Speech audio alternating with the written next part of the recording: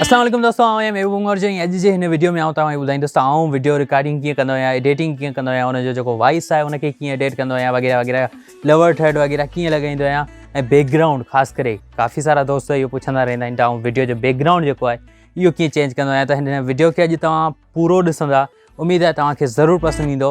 अचो त शुरूआत कयूं।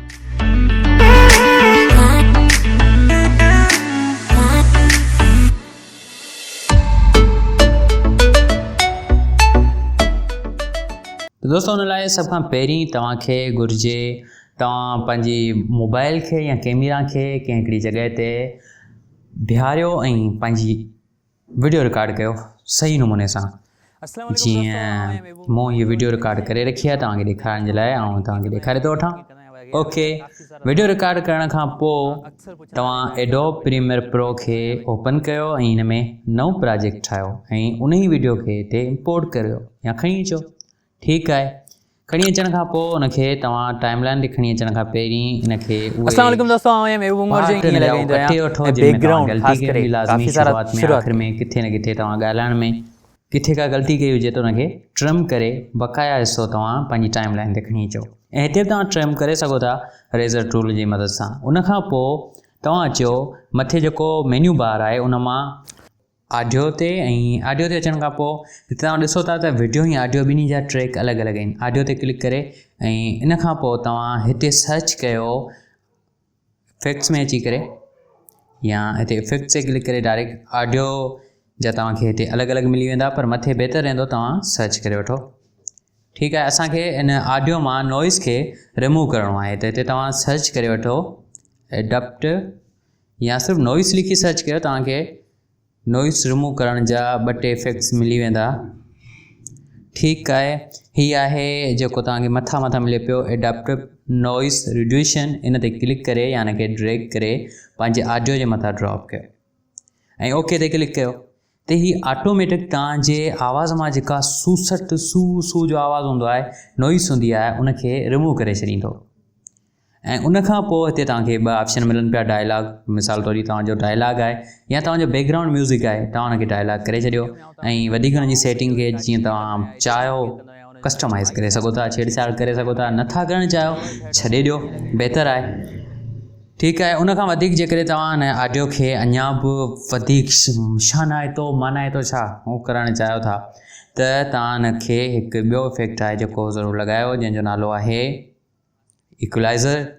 ठीकु आहे, हिते तव्हां सर्च कयो ऐं उनखां पोइ हुनखे तव्हां एडिट कयो। हिते तव्हां नॉइज़ हुनजी वधीक एडिट करे सघो था, इक्वलाइज़र लॻाए सघो था, ॿिया काफ़ी सारा इफेक्ट आहिनि जेके तव्हां लॻाइणु चाहियो त लॻाए सघो था। ओके,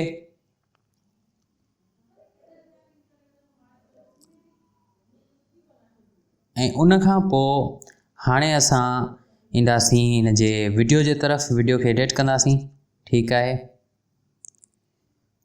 हाणे असां हिकिड़ी तस्वीर खणंदासीं 12 जेका हिन जे बैकग्राउंड ते रखंदा। तस्वीर आउं खणी चुको आहियां ऑलरेडी ऐं हिनखे set to frame rate size जेकी आहे उन ते, या scale to frame rate size ते, मतिलबु फ्रेम सां बराबरि जी साइज़ ते रखी छॾे।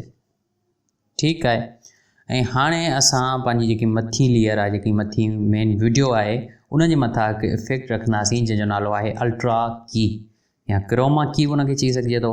बहरहाल हिते जेको एडोब प्रीमियर प्रो आहे उन में हिनखे अल्ट्रा की जे नाले सां सॾियो वञे थो। हिनखे तव्हां खणी पंहिंजे मेन ट्रैक जे मथां रखो ऐं हाणे तव्हां हिते अचो इफेक्ट कंट्रोल में, ऐं हिते कंट्रोल्स में तव्हांखे अलॻि अलॻि मिलंदो की कलर जेको तव्हां पिक कयो बैकग्राउंड जो, हीअ ॾिसो काफ़ी हद ताईं रिमूव करे चुको आहे। वधीक हिनखे तव्हां हिते हथ सां मैन्युअली रिमूव करे सघो था। ठीकु आहे, जिते तव्हां सम्झी सघो था तव्हांजो जेको ऑब्जेक्ट आहे, फोरग्राउंड आहे, उहो बैकग्राउंड खां बिल्कुलु अलॻि ॾिसण में पियो अचे त पोइ तव्हां छॾे ॾियो, थोरी महिनत करणी पवंदी। ॾिसो जिते लाइटिंग आहे वधीक तव्हां कटिंग करे सघो था, मास्क करे सघो था। मास्क कीअं थींदो आहे उनजे बारे में तव्हांखे काफ़ी सारा यूट्यूब ते वीडियो मिली वेंदा, ऐं तव्हांखे शॉर्ट में सम्झायां थो त आउं वीडियो एडिट कीअं कंदो आहियां। अस्सलाम वालेकुम, उहो सिर्फ़ु तव्हांखे ॿुधायां पियो। बहरहाल मुंहिंजे नज़र में काफ़ी हद ताईं सही थी चुको आहे। वधीक हुनखे मास्क करे थो वठां छो जो पासनि खां लाइटिंग आहे जीअं उहो आसानी सां नज़र अची सघे।